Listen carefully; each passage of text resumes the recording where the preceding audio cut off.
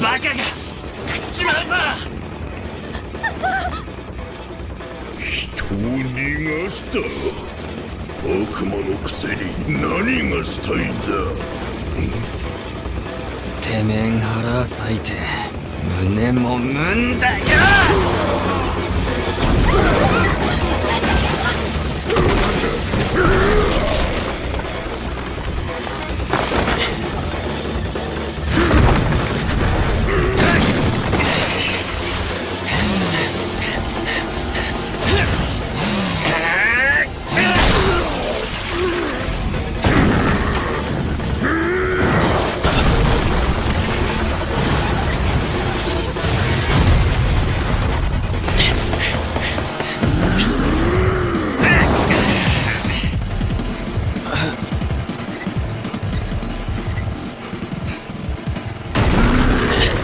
とっとと逃げろ。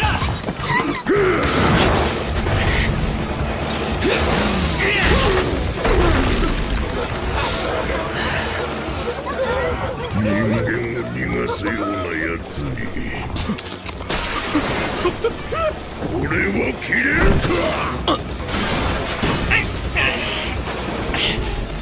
チャンスを引っ込めれたな。体にそぐわぬ怪力、その力でなぜ人間を助ける。誰が助けたって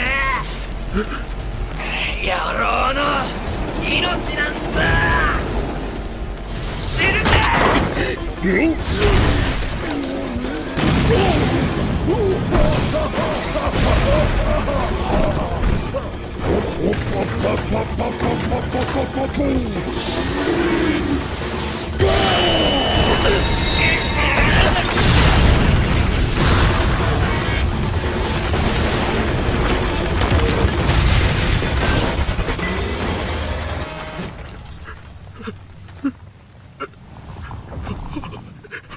まずは回復だ。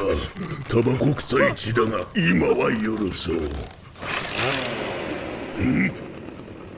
なぜ生きてる。散々な命ばっかあってよ。